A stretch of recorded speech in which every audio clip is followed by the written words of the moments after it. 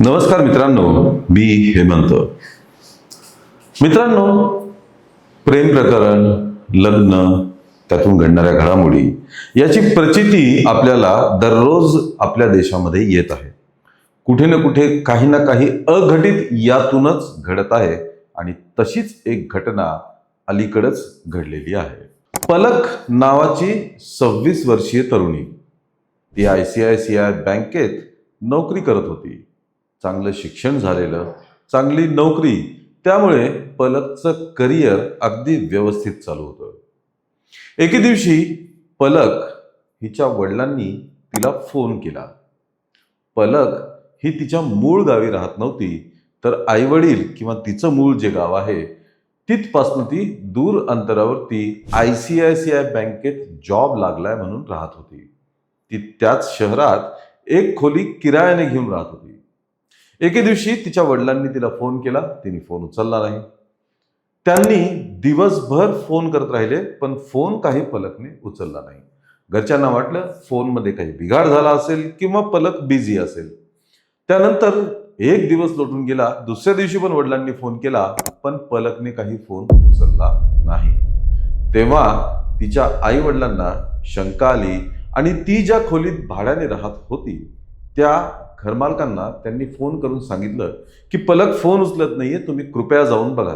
घरमालक ठीक आहे म्हणाले आणि ते पलकला भेटण्यासाठी त्या घरी गेले. गेल्यानंतर दार वाजल्यावर पलकने दार उघडलं नाही. त्यामुळे त्यांच्याकडे कदाचित दुसरी चावी असेल, कारण ते घर त्यांचंच होतं. पलक तिथे भाड्याने राहत होती. त्यांनी घर उघडलं आणि घरात जे दृश्य पाहिलं त्याच्यानी ते अक्षरशः हादरून गेले.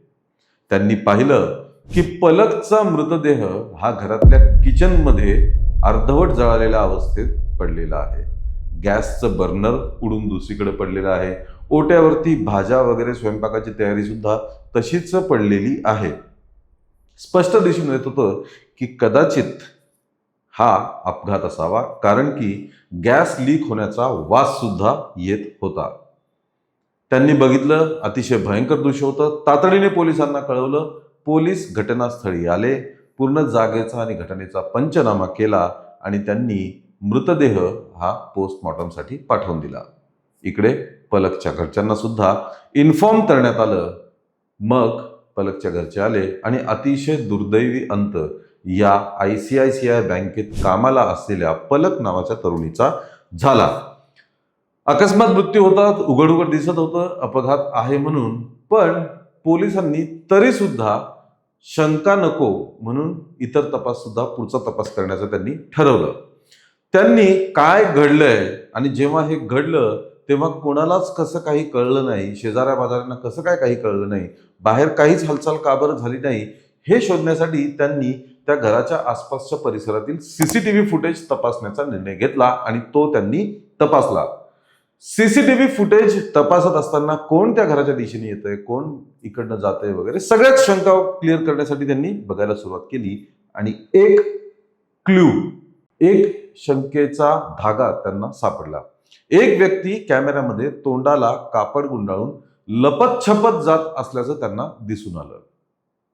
त्यांनी त्या व्यक्तीचे इतर कॅमेऱ्यांमध्ये टिपलेले सुद्धा सगळे व्हिडिओ फुटेजेस काढले आणि त्यांना या व्यक्तीवरती शंका आली. मग ती व्यक्ती, तिचे बॉडी पर्सनॅलिटी, गाडी या सर्वाच्या आधारावरती त्यांनी त्या व्यक्तीला शोधून काढलं.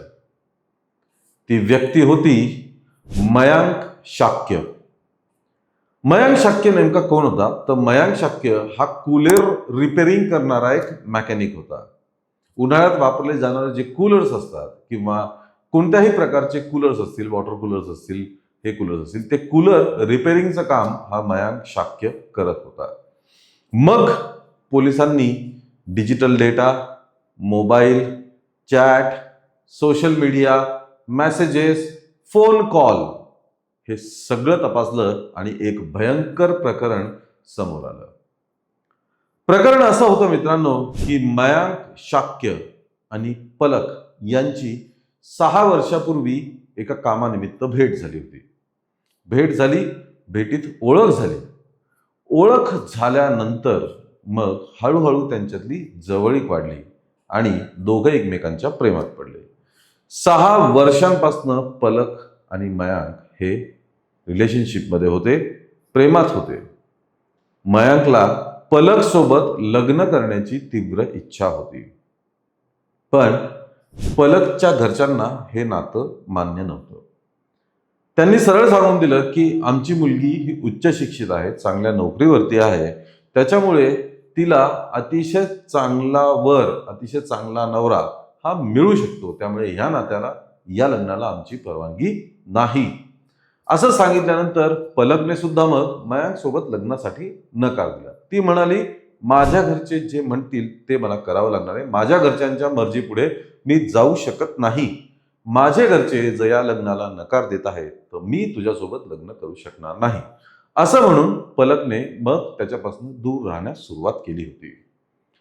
मयांक अक्षरशः लग्नासाठी वेडापिसा झालेला होता. त्याला पलक सोबत लग्न करायचंच होतं. त्याने वारंवार तिला फोन करून भेटून तिला समजावण्याचा प्रयत्न केला, तिला कन्व्हिन्स करण्याचा प्रयत्न केला, पण अर्थात पलकला ते योग्य वाटत नव्हतं. ती म्हणाली, माझ्या घरचे जिथे माझं लग्न ठरवतील तिथेच मी लग्न करेल. तिच्या घरच्यांनी पलकच्यासाठी नवीन मुलगा शोधायला सुरुवात केली, योग्य स्थळ शोधण्यास सुरुवात केली होती. हे मयांकला कळालं. काही दिवसांपूर्वी मग मयांक तिला भेटण्यासाठी तिच्या घरी गेला. परत तिला याच विषयावरती बोलायला लागला. दोघांमध्ये वाद झाला आणि या मयांकने पलकला मारहाण करत गळा आवळून तिचा खून करून टाकला. गळा आवळून तिला मारलं आणि इतकंच नाही, किचनमध्ये तिची बॉडी ठेवली. त्या बॉडीवर पेट्रोल ओतलं, गॅसचं बर्नर उचलून फेकून दिलं, गॅस सुद्धा लीक केला.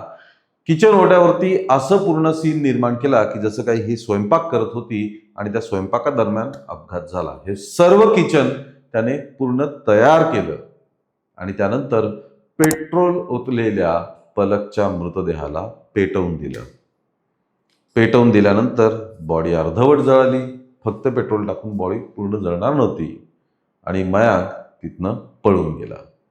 पण पळून जातानाचे, येतानाचे, तोंड लपवलेले हे सर्व दृश्य CCTV कॅमेऱ्यात कैद झाले आणि मयांकचा भांडा फुटला. पोलिसांनी मयांकला तात्काळ अटक केली, कसून त्याची चौकशी केली आणि त्याने आपल्या गुन्ह्याची कबुली दिली. ही कबुली दिल्यानंतर मग त्याच्यावरती खुनाचा गुन्हा दाखल झालेला आहे. त्याची रवानगी पोलीस कोठडीत करण्यात आलेली आहे.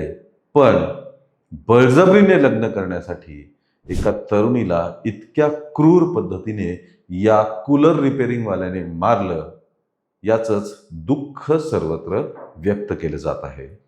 मित्रांनो, ही घटना आहे मध्य प्रदेशातील इंदोरमधली. इंदोरमध्ये हा खळबळजनक प्रकार घडल्यामुळे सर्वत्र देशभरात हळहळ व्यक्त होतीये आणि या पलकच्या मृत्यूबद्दल अतिशय तीव्र शब्दात दुःख आणि मयांकचा निषेध जनता व्यक्त करत आहे. मित्रांनो, या सर्व प्रकरणावर तुम्हाला काय वाटतं हे कमेंट करून नक्की कळवा. या व्हिडिओला लाईक आणि शेअर करा आणि आमच्या चॅनलला ताबडतोब सबस्क्राईब करा. धन्यवाद.